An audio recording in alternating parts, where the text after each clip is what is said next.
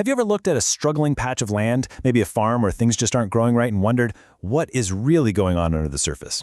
Well, there's often a hidden culprit at work, a silent force that can turn perfectly good ground into a wasteland. Today, we're going to uncover that secret agent of destruction. Right, take a look at this picture. You see the patchy growth, right? Some bare spots here and there. It is so easy to just blame a lack of water or maybe some kind of pest. But the real problem could be something you can't even see. A problem that is, quite literally, salting the earth. And that culprit has a name: soil salinity. It's a huge issue for farming and ecosystems all over the world, and it often creeps up so slowly you don't notice it until it's way too late. So what exactly is it?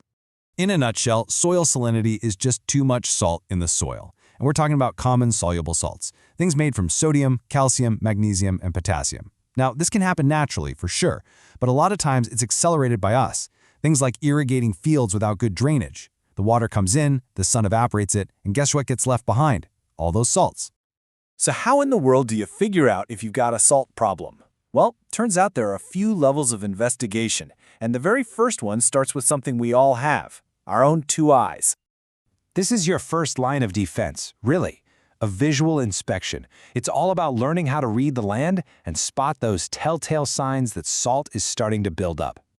And the soil gives you a surprising number of clues if you know what to look for. You're on the lookout for patchy, uneven crops, or even just bare soil where it seems like nothing wants to grow. You might literally see a white or grayish crust of salt crystals right on the surface. Sometimes the soil itself will look kind of puffy and dry. And here's a big one. Pay attention to the plants that are growing. If you see a bunch of weeds that are known to love salty conditions, that is a huge red flag. Now, the upside here is obvious, right? It's free. You don't need any special equipment. It's a fantastic first check if you're out in the middle of nowhere. But, and this is a big but, it takes a trained eye to spot these things accurately. And worse, by the time the signs are this obvious, your soil could already be in some serious trouble. So it's a great start, but it is not the whole story. All right, so for a slightly more scientific approach that you can still do out in the field, we can move up to a level 2 assessment, and that's a simple chemical test. We're not talking about a full-on chemistry lab here. With just a couple of simple testing liquids or reagents, you can quickly check for two of the most common culprits in soil salinity: sulfate salts and chloride salts. The procedure is actually really straightforward. You take a bit of soil, mix it with some water, give it a good shake, and then filter it. Then comes the moment of truth. You add a single drop of your testing liquid. If that clear solution suddenly turns cloudy, kind of like when you add milk to tea, boom. You've just confirmed that either sulfates or chlorides are present. This is a fantastic, super fast confirmation tool, but its biggest weakness is that it's qualitative, not quantitative. What does that mean? It just gives you a yes or no answer. Is this type of salt here? It can't tell you how much salt there is. And for that, we've got to get a little more technical. Okay, now we're moving into the pro-level tools. The most accurate, most reliable methods for measuring salinity are all based on one key scientific principle: electricity. The term you need to know here is electrical conductivity, or EC for short.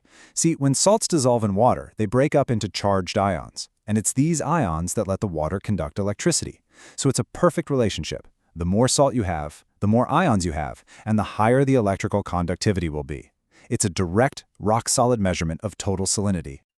I love this analogy. Think of it like a traffic report for electricity. Pure water is like a single-lane country road. Electricity moves, but slowly. But as you dissolve more and more salt, you're adding more and more lanes, turning that road into a massive superhighway. A high EC reading just means you've built a huge highway for electricity, which tells you, yep, you've got high salinity. So, now that we get the whole EC thing, let's look at the different ways it's actually measured. Because, not all EC tests are created equal. First up is the 1-to-1 ratio method. This is kind of like the field-friendly version of an EC test.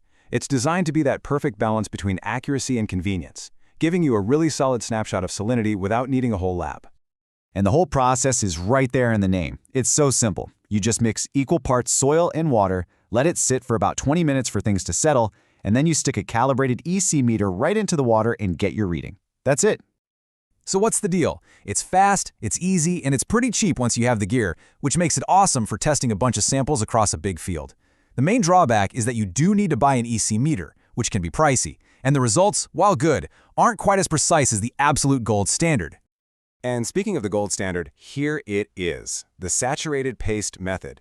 This is the benchmark. This is the highly accurate go-to procedure that soil labs all over the world use to get the most definitive, reliable salinity reading possible.